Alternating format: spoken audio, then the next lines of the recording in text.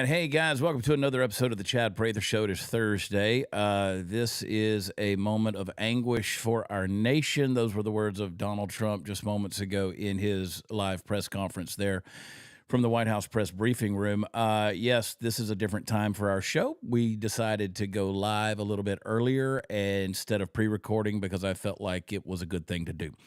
Actually, Royce prompted me to do it, and I thought it was a good thing to do. So welcome. If you guys, we'll give you a few minutes to jump on here because you didn't get a lot of notification. Obviously, we are normally on at 2, 1 Central, but I wanted to get this up, and especially where audio podcasts are offered as quick as I can because I want to offer you a little hope. There's a hope. Loss and tragedy is hopeless for so many, but I do hope that we can share some words that will resonate in people's hearts because I don't want to be crude or crass. I don't want to be insensitive at all, but I do want you to recall the words of Jesus, who said let the dead bury the dead, and I want you to come and follow me. And that wasn't Jesus being insensitive. He was just saying, listen, at the end of the day, those who have gone on before us, they have moved into that realm of eternity, that place where every one of us, none of us are excluded from that. And even in the light of tragedy, there's lessons for us to take away because we're here in the land of the living. I think one of these days, I'm thoroughly convinced, as we ourselves enter into eternity and move out of this, as the old hymn writer said, off this mortal coil. I think that we're going to realize that this life was not what it was all about at all. I mean, it was important. It is important, but I think the things we do in this life are supposed to echo into eternity.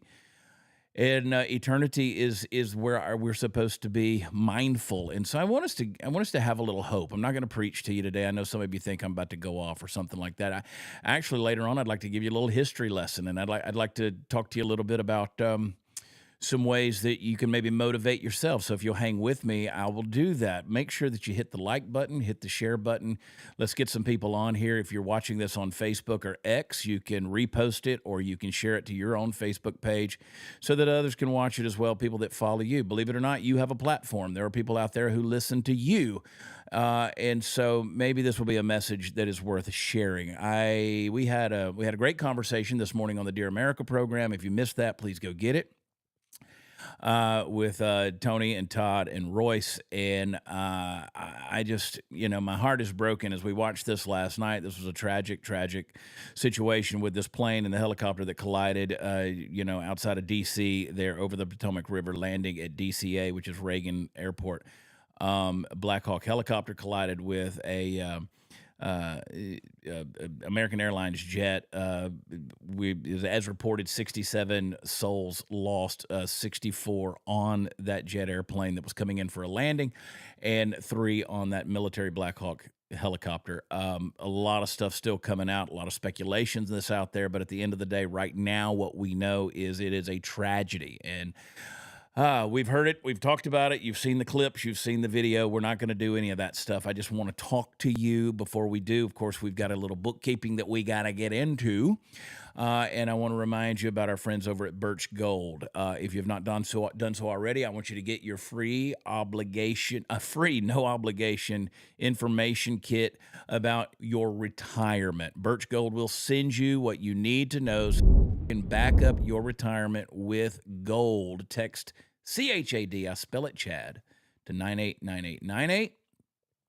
And they will send it to you. They will send you what you need to know to take that 401k that is maybe with an old employer or an IRA or some retirement plan that you need to make sure it's secure for your future.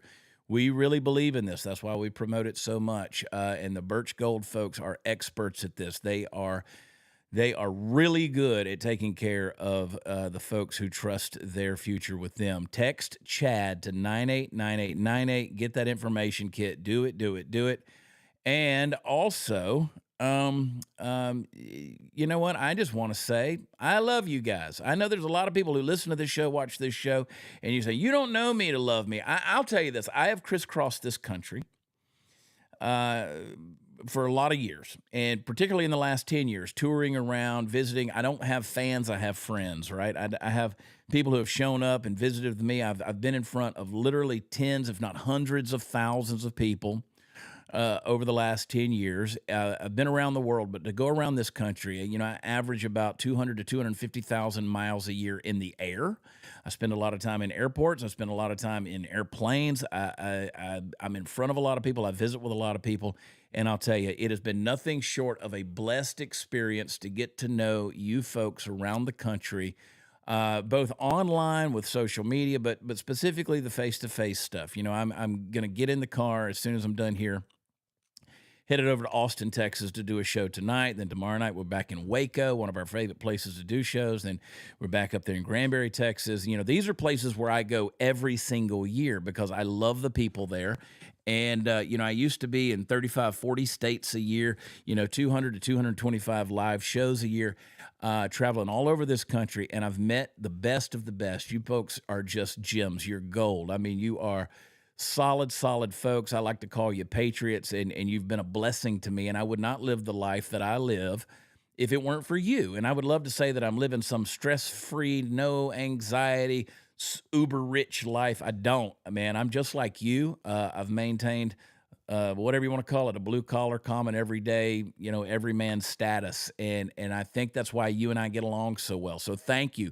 Thank you for watching this show. Thank you for listening to this show for the last 10 years and just being a part of it. And to those of you that are new to me, or the Dear America family, thank you guys for welcoming me in the way that you have. We live in the greatest country in the world. I don't have to tell you that. We just do. We have our problems. We have our faults. We heard Donald Trump come out and give the press conference, and I'm just reminded in listening to that, we've got people in this country who have done things in the name of ignorance to lessen the greatness of this country. And what? As a matter of fact, I want to have this conversation with Royce because I want Royce's input. Producer Royce, jump on here, buddy. There he is. Hey, I love you. You got the little clapping. Even in the midst of it, it's something fascinatingly egotistical about it that I love is that you are the one who brings yourself on and pushes the clap button. I press the clapping. You literally produce your own applause. I love that. So you mentioned a minute ago before we got into this, before we started taping, you mentioned that Trump came on. I was like, when Trump starts talking, man, I hold my breath sometimes because I'm like, please don't say the wrong thing. And you made the comment about, he started to politicize it a little bit. I had an initial thought and I have a current thought. What was your thought with Trump's overall statement? So as I was listening, I watched it from start to end, and he came up and he kind of gave the explanation, and he did a moment of silence and he talked about what happened. And then he took a sharp left turn and started going into politics and everything that Joe Biden had done. And it sounded like it sounded at the time, in the midst of it, he was putting all the blame on air traffic control. And I don't know if that's the case, and he eventually came back and kind of not redacted it, but cleared up the fact that, hey, the helicopter pilot had something to do with this too. But when he started hounding politics and saying Joe Biden this, Joe Biden did that, I don't know. It felt a little insensitive, but I also think it was important for him to state that, hey, this is an issue, whether or not it was involved in this incident. It's an issue, and we need to get it fixed. But maybe that could have been said at another time. This was kind of just to give the people the information that they needed to know. Yeah. But you never know what he's going to say. And I think that's what people like about him too. And that is what we like about him, because he doesn't pull any punches. He gets right to the point, but he also reminds you of where we've been. We often talk about DEI is DIE. It's, and we don't want to politicize the loss of life, but we have actually. Whether this was the time or place to make this statement, different people are going to have different opinions on that. I know if it were me personally giving that statement, it's not the way I would do, but I'm also not the president of the United States. I'm certainly not Donald Trump. And that's okay. That's okay. But I will tell you that we do need to be reminded that there are people in this country, people who have specifically been in leadership most recently, who have made some really boneheaded decisions. They whether Hmm. it's hiring practices or the qualifications for jobs that really matter, and carry a lot of weight in terms of their responsibility for human life. We've thrown those people in there in the name of diversity and equity and inclusion and things like that. We established this morning that basically we're going to wait and see as the details and investigations come out on this thing. But this was a tragic situation, which all in things overall right now at least point to a weird fluke, tragic thing that happened, whether it was pilot error, there was some communication issues that were going on. I've talked to several, seasoned pilots now, military people as well. There's a lot of questions that are there.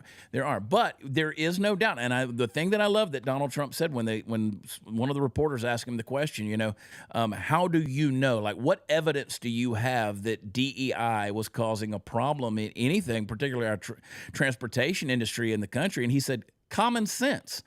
Hmm. I believe that. I believe that it's a brazen answer, but it's common sense should tell you that when you are putting people in positions, and I'm not saying anything about this air traffic controller or anything else, the time will tell. But this tragedy aside, we have put ourselves in a dangerous situation, and so I hope that we can overcome You're these things. saying due to DEI. I'm not saying this was because of DEI. I'm just saying that for Trump to bring it up, I understand Hmm. why he does, because we have been put in a dangerous situation in this country with just certain policy practices that have put the wrong thing in priority. It's Well, I think if you look at DEI bottom line across the board, all it did was lower the standard right. for everybody, for Yeah. every position, for because people stopped looking at, like, to Trump's words during that, talent. We stopped looking at talent. We just started looking at the color of their skin. Where did they come from? And in an area like air traffic control, where Yeah. situations like this can happen, and he even Yeah. mentioned people lose years of their life because of the stress of it. You can't be looking at DEI. You have to look at talent and skill, Yeah. and are they capable to complete the job? And so I do agree it was important to bring it up. But it was Trump being Trump. It's Trump being Trump, and we've come to expect that. I got a million different remote controls over here, and I want to get over to something because I've got all of these. There's so many things that are going on right now. Cash Patel, I don't know if they're in a break or they're finished, but he did a phenomenal job in his Senate confirmation hearings. I mean, he slapped Amy It's in a short Klobuchar. recess right now. So that makes sense. So they're in a recess. All right, that's not going to work. So never mind on that. Just turn it off. We're seeing some recovery efforts that are going on here. Tulsi Gabbard also facing her committee hearing. Lots of stuff going on in this country, man. The thing that I'm hearing, though, Trump aside, tragedy aside, is we are seeing some people who are very competent in their ability to defend their positions. And I'm happy about that because I don't know that DEI had anything to do with what happened in Washington, D.C. last night. I don't know, but I'm just saying Trump brought it up. They were asking him about it, and so we're digging into it a little bit. And I will just say, whether it was appropriate for him to say it in that moment or not, we do live in a more dangerous world because of those practices. And I'll just leave it at that. Hopefully that's not too confusing for people. Because again, I don't want to politicize a tragedy. I don't at all. A lot of people already did that. A lot of people were blaming Trump. I put on X just a little while ago the video of Trump coming in there and offering a moment of silence. And of course, the liberal Riri's underneath there immediately started commenting and saying Hegseth and Trump are already getting people killed. And it's like, you guys surely can't operate with that level of ignorance to be able to state something like that, much less believe it. But of course, these are, user number 946837421 as a handle, and they got no profile picture, anything like that. I mean, the trolls are going to troll. They're going to do what they're going to do. They're going to sit butt naked on their computer on a lawn chair in mom's basement and beg for more minutes on the cell phone. We can't do anything about that level of lack of intelligence. And I don't know, man. I think where I'm at right now is I just look at things and I go, I'm glad we got some people in charge who are willing to say the right things, and they are capable of saying the right thing, but they're also willing to get some things done, regardless of how much it violates people's sense of offendedness or thin-skinnedness or their cultish form of political correctness that I think comes right out of the gates of hell. This is obviously proven in the last week, a little over a week, that this administration is going to be an administration of doers. They are people of action. We don't have to try to figure out where the president is. We don't know if we don't have to worry if he's wandering out in the bushes somewhere or sunbathing on the beach. We don't have to worry about Lloyd Austin, who was AWOL for 4 days, getting a procedure done medically that literally no one knew anything about. So, we've got some people who were there. I mean, Secretary Duffy came out and gave a statement. J.D. Vance, Vice President Vance came out and gave a statement. Secretary Hegseth came out and gave a statement, as well as President Trump. They were there. They've been up through the night. They've been informing people. I'm just happy to know that the adults are back in charge. And, it's kind of funny, Roy. Sometimes when the adults say things in a room full of kids, it doesn't make sense to the kids, and sometimes it seems unreasonable to the kids, and sometimes it even makes the kids cry. And we're going to see in this administration that the adults, when they say certain things, it's going to make the people cry a little bit. Because, adults can handle the information. Adults can handle the real talk. And we've lived now in a world of immaturity and fantasy land, of worrying more about. I said it yesterday on one of the shows where I think it was the Dear America show, talking about these celebrities crying over the deportations. We're at a point now where we elevate criminals above victims. Well, we elevate nonsense above common sense. We elevate feelings above facts. We're at a point now where we're so worried about somebody getting their feelings hurt, like some fat ass who can't get in a Lyft vehicle, and we're more worried about her and her feelings being hurt, and she's going to make a multi-million-dollar lawsuit against Lyft. I don't care. I don't care about if it hurts somebody's feelings. I like that is the most asinine, immature, juvenile line of logic and reasoning that anybody can have. Is like, I don't want to talk about this. I don't want to hear that word because it hurts my feelings. No one cares. No, literally no one cares about your feelings. And the reason we've elevated feelings and thin-skinned victimhood to such a high level that we have to consult with that before anybody engages in adult conversation is because we've been too long in our dadgum pampers. See, this is the type of rant where in the old Chad would be cussing up a blue storm, okay? But we've spent too many times in wet diapers, and nobody's come over there and powdered our bum. And now we're so sensitive with everything. And it's like at some point in time, dry out your panties, pull your britches up, dust yourself off, and realize that the world ultimately ain't going to ask your permission. Like when death comes knocking at your door, it ain't going to ask your permission, and it doesn't care how it violates your delicate sensitivities and your way of thinking that the world ought to operate according to your wants, needs, and desires. It just doesn't, So I'm glad we got adults in charge, and if it hurts the feelings of the children, go get your coloring book, get a stuffed animal, cry in a safe space, set up your little, litter box so you can poop in the classroom and pretend to be a kitten and do whatever it is that you need to do. But let the people who've got some common sense, back to what Trump said, let them run the world. Let them run the world.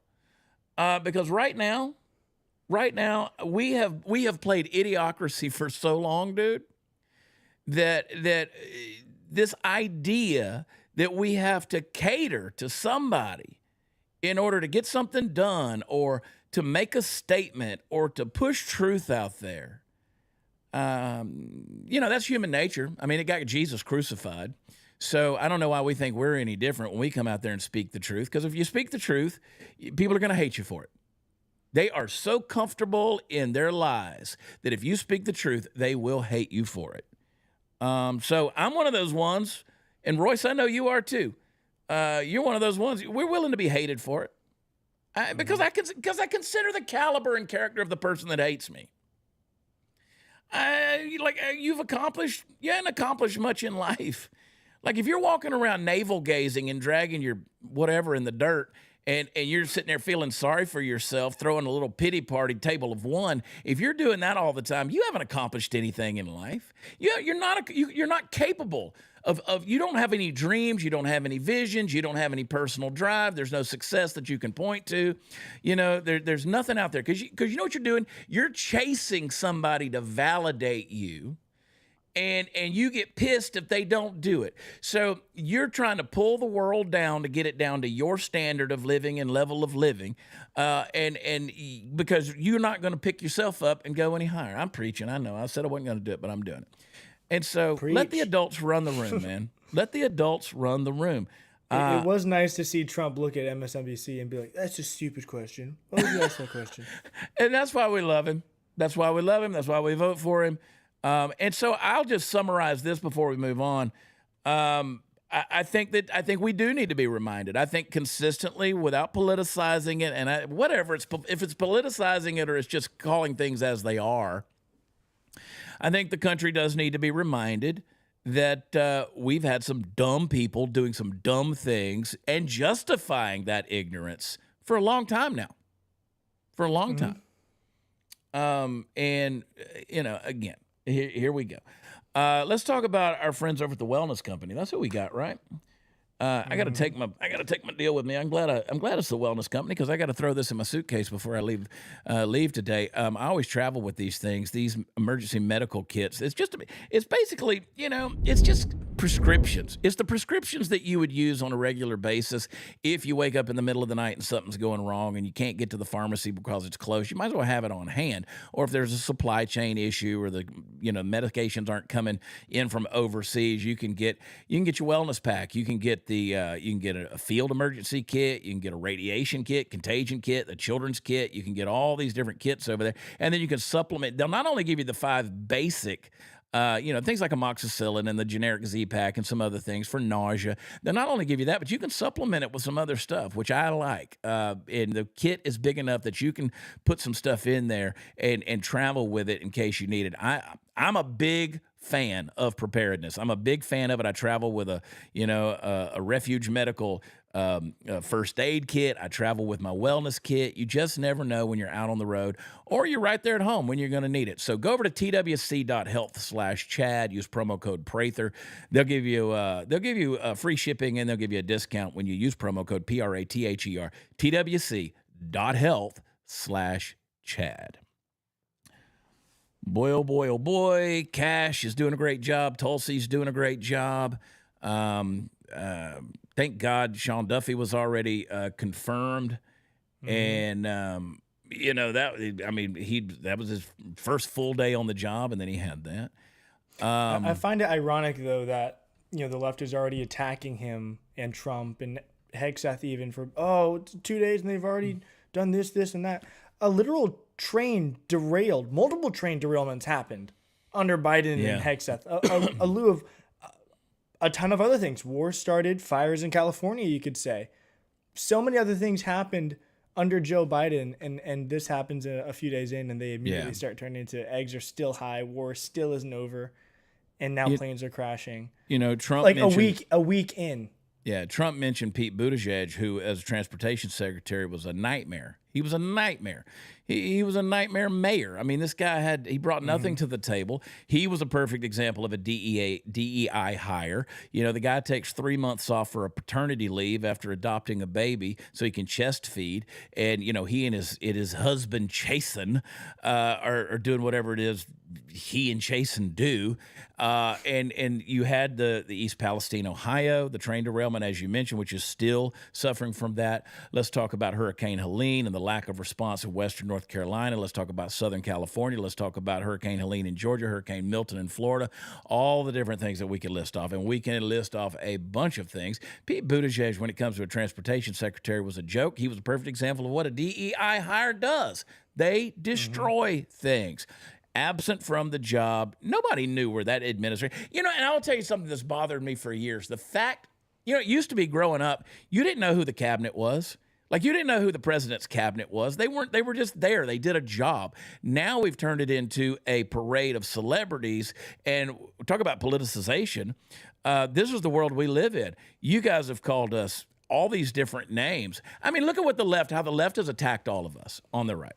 You know, to sit there and say, like Jasmine Crockett did at her swearing in yesterday when she made that little announcement that the worst case of extreme violence in the United States is because of white supremacy, and then use January 6th as an example. January 6th was not the most extreme violence we've seen in America. These ideas that compare these people, these ideologues and agenda-driven narrators like AOC and these morons that want to say that January 6th was like Pearl Harbor or 9/11. They're idiots. They're idiots. And so they keep brainwashing people with this repetitive witchcraft of trying to put these ideas in your head of saying, this is the worst thing in the world. That is so stupid, man. So you have all these people who are pushing these weird ideas, and we hear it over and over again. You've been called a Nazi, you've been called a racist, xenophobe, homophobe, transphobe. Trump was misrepresented with the fine people on both sides. They got onto him for holding a Bible upside down out in front of the church across from the White House. They blame January 6th and everything else. I mean, these people have been tortured. They say that these pardons, as Kash Patel, they were just asking him, do you feel like the country is safer because of these 1,600 people that were pardoned because of January 6th? He said, I feel like the country's less safe because of 2 murderers that were pardoned because of Joe Biden. I'd say that's a pretty fair thing. So you've been called every name under the book. I mean, under the sun. You've been called every name in the book under the sun. So at the end of the day, let's remind the world what these morons have done. Let's remind them what these morons have done. Mm-hmm. These people have vilified you. I mean, they have turned you into an arch nemesis of the country. And all we want to do is adhere to the Constitution and the Bill of Rights and get back to a place where we're being left alone by the government. Does that make us so evil? I don't think it does. But again, we're public enemy number one. God forbid you be a Christian conservative, straight, white male in this country. You get the Jasmine Crockett's Madam Eyelashes over there telling you what a horrible human being you are because you're white. She needs to go to downtown Baltimore, go to downtown Atlanta, go to downtown Chicago or south of Chicago, go to any of these places. Go to downtown Austin. Go to Austin where they defunded the police and the police won't even come unless you're actively in the process of being raped or murdered. And even then they're not going to show up. They don't have the funding to show up. So we're living in a circus, a clown world, dude. Cash is about to get going again. I'm proud of him. He's doing a great job. Love you, buddy. Doing good. Doing good. But here we are, man. Here we are. I said I was going to give you guys some hope. I want to do that. Royce, listen, we're going to keep this thing short, buddy. Give me the screen. Everybody say it. Everybody love on Royce. Everybody love on Royce because I just want to give you a narrative here. I just want to tell you some stories. I'm going to see if I can motivate you. And it feels weird with Royce looking at me. Make sure you're following Royce on the X, that platform he loves so much, and I love it too. Make sure that you're following him at Royce Chamberlain over there on X. And hey, if you want to have some laughs, come find me this weekend at watchchad.com. Listen, I want to talk to you guys about this, though. Here's the thing. Here's what was really on my heart as I considered all of this stuff. You as an individual that will be like, not like these people that we just described. I want you to be a dreamer again. I hate that certain words have been stolen from us. Like to be a dreamer. I want you to dream. I want you to live a life filled with passion. I want you to take a moment today before we get out of here.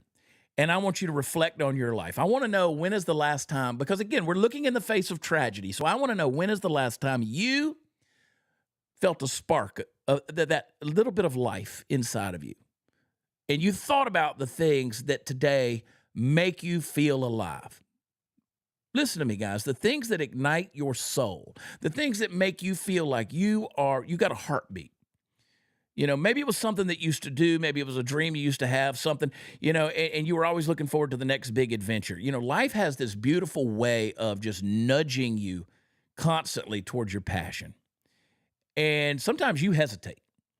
Sometimes you hold back. That's why we look at this right now. We were talking about it on the show this morning. Make sure that you eulogize the people you love right now while they're still alive and can hear it.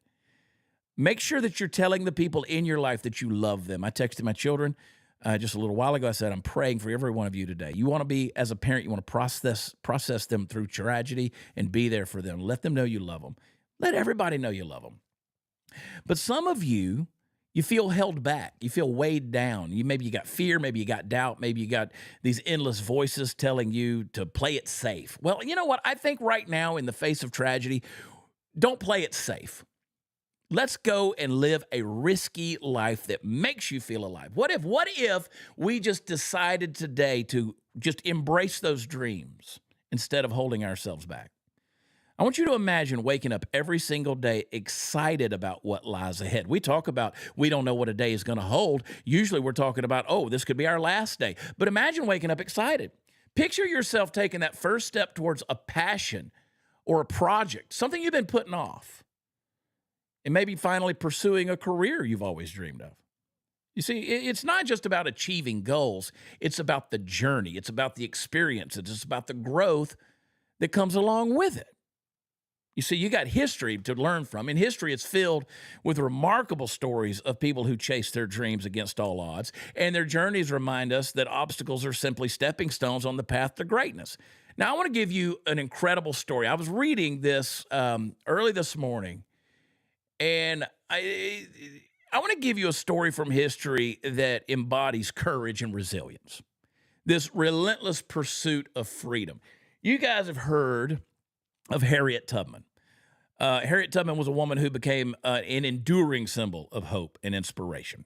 She was born into slavery in 1822 in Maryland, and she faced, you can only imagine, just hardships from a young age. She was separated from her family. She endured brutal treatment. She lived in constant fear of being sold away. But even in the darkest of circumstances, Harriet Tubman possessed an unyielding spirit. And I want to talk about that for a minute because she had this desire for something that I want you to have a desire for, and that is freedom. The desire for freedom should burn fiercely inside of you. So in 1849, Harriet Tubman, after years of being enslaved and suffering, she made a decision. You know what she did? She escaped. All she had, the only possession she had was will and determination. She went up to Pennsylvania, and she found freedom. And she could have just stayed free and just left it at that. But rather than bask in the newfound liberty, you know what she did? She felt a calling, a passion, if you will, a dream to go help others. Now, she couldn't bear the thought of just leaving family and friends behind in slavery and bondage. So here's what happened. And here's where the story really takes flight. Now, over the next decade, over the next 10 years, she returned to the South. She kept going back to the place of her slavery and her chains. She kept going back multiple times, and she was leading enslaved people to freedom under what we now know as the Underground Railroad. Obviously, that was a network of safe houses and secret routes that helped people escape to free states and up into Canada. Now, I want you to imagine the bravery that it took to venture back into the very place from where she had suffered so much pain, so much that she had endured. I mean, to get free, finally free, and then you're willing to go back and bring others out as well. Keep going back into that place where you were enslaved just so you could set others free as well. That's why they called her Moses, somebody that led people to liberation. She used her knowledge of the land, her deep understanding of the risks involved to guide families to safely. She carried a revolver. There's a great story there about, because she didn't carry it to harm, but to ensure that those who sought freedom would not return to slavery. Her resolve was unwavering, and she never lost a single passenger on her journeys. I mean, I want you to think about that. Just basically to carry a pistol around because you want to remind yourself that you're free. I can do this. I mean, and never lost a person. That's a testament to her resourcefulness and leadership. That's incredible. But the fight for freedom didn't end with the Underground Railroad. During the Civil War, she served as a spy, a scout for the Union Army. She was the first woman to lead an armed expedition in war. She guided troops in the Combahee River Raid, which liberated more than 700 enslaved people. She had courage and tenacity that inspired people around her and proved that one person could make a monumental difference in the fight for justice. So I bring this story up, this story of Harriet Tubman's legacy, because it's a person that we think we know, but do we really? And there's so many other stories from history that we could use, but it's important to recognize the values that someone stands for, like that: bravery, selflessness, and unshakable belief in the dignity of all people. She once said, "Every great dream begins with a dreamer." Always remember, you have within you the strength, the patience, the passion to reach for whatever you want to do. She said for the stars to change the world. Now, that story, no matter the obstacles, reminds you that you have the ability. Listen to me. If you're listening to me today, I want you to really tune in. You have the ability to rise above whatever those obstacles are, whether you're facing personal challenges, societal issues, or simply just trying to carve out a path for your life. I want you to let this history lesson that I just gave you, that journey, become an inspiration for you. Let that life of, like, say, Harriet Tubman and so many others remind you that passion and purpose can lead to a profound change. So, and by the way, it's not just for you, it's for others. So her life teaches you to stand up for what's right, help the people around you, live for right now in this moment and for the legacy you're going to leave behind. Because together we have this ability to create a legacy of compassion and courage. Now, what about you? What about you, dear listener? I think there's some things that you need to get passionate about. For instance, you need to get passionate about escaping your own bonds right now.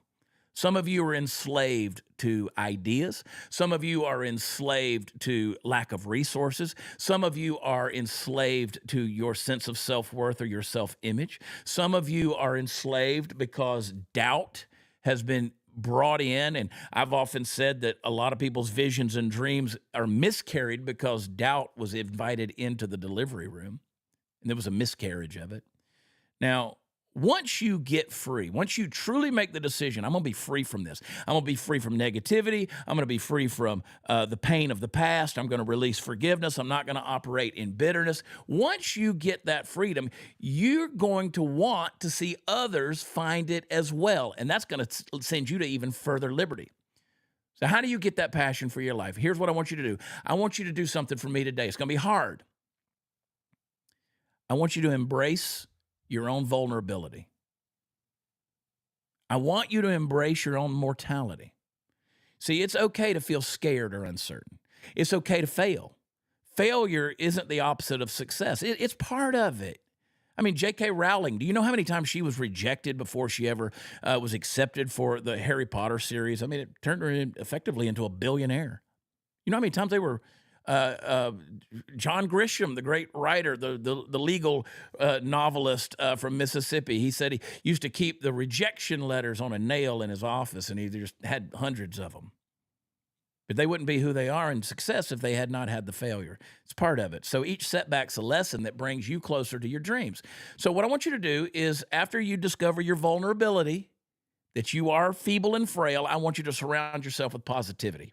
Now, this isn't just feel-good mumbo-jumbo. I'm talking to myself as much as I'm talking to you, because it's easy to gravitate towards negativity. It's easy to get online and start scrolling to see if you can find the troll comment.